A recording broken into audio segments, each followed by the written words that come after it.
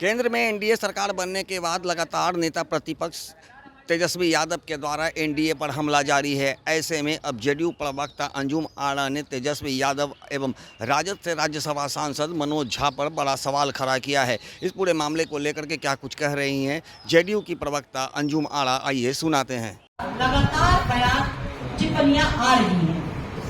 दो लोगों की चर्चा मैं विशेष तौर पे आप लोगों के समक्ष करना चाहती हूँ। नेता प्रतिपक्ष श्री तेजस्वी यादव जी और माननीय राज्यसभा सांसद प्रोफेसर मनोज झा जी का बयान आया। बयान का इनका सार क्या था? बयान का इन्होंने 2 पॉइंट उठाए, 2 बिंदु को इन्होंने उठाया है। पहला, उन्होंने कहा कि देश में विपक्ष मजबूत है। दूसरा, उन्होंने कहा कि बिहार को, विशेष तौर पे उन्होंने हमारे नेता नीतीश कुमार जी के बारे में कहा कि बिहार को विशेष राज्य का दर्जा और कास्ट सेंसर जैसे मुद्दे उन्होंने रखे कि उठाने चाहिए, और ये भी कहा कि बिहार निर्णायक भूमिका में है। तो 2 उनके पॉइंट आए। पहला ये उनका पॉइंट आया कि बिहार निर्णायक भूमिका में है, और दूसरा उनका पॉइंट कि विपक्ष सशक्त है।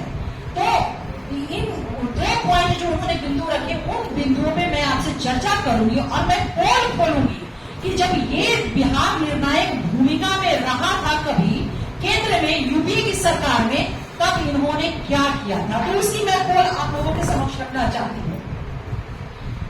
2004 में आपको याद होगा कि बिहार में यूपीए ने राष्ट्रीय जनता दल ने को बिहार की जनादेश ने 22 सीटों पे दिया था, और 2 सीट लोकसभा की झारखंड से राष्ट्रीय जनता दल को मिली थी।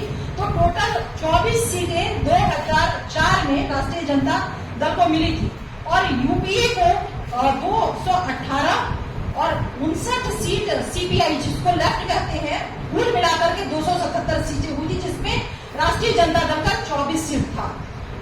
और मैं आपको एक और बात बता दूं कि उस वक्त जो मंत्रिमंडल का गठन हुआ था, उसमें राष्ट्रीय जनता दल को 8 मंत्रिमंडल में जगह मिली थी, जिसमें 3 कैबिनेट में जगह मिली थी, 5 राज्य मंत्री बने थे। कांग्रेस को 3 कैबिनेट मंत्री परिषद में रखा गया था, 2 राज्य मंत्री बने थे, और एलजेपी जो स्वर्गीय Ramvilas Paswan ji 1 cabinet minister LJP से बने थे। तो कुल मिलाकर के 12 मंत्री 2004 में यूपीए की सरकार में बने थे।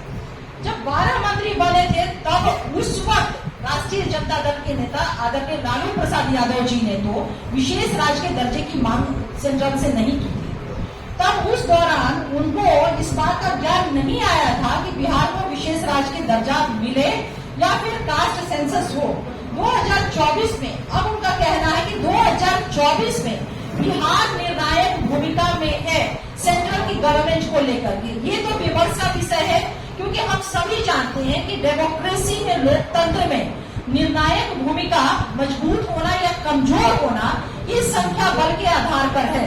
हम सभी जानते हैं, हम लोगों को पता है कि अभी देश की जनता ने जो जनादेश दिया है, वो किन पॉलिटिकल पार्टियों को कितना कितना दिया है। बिहार में जनता दल यूनाइटेड को 12 लोगों को 12 सीट पे हमने जीत हासिल किया है। तो ये एक विमर्श का विषय है कि 2024 में केंद्र में बिहार की निर्णायक भूमिका है या नहीं। लेकिन 2004 में राष्ट्रीय जनता दल यूपीए की सरकार में बहुत ही सशक्त और स्ट्रॉन्ग भूमिका में थी। वो मैं इसलिए कह रही हूँ कि 2008 की भी मैं चर्चा करूंगी।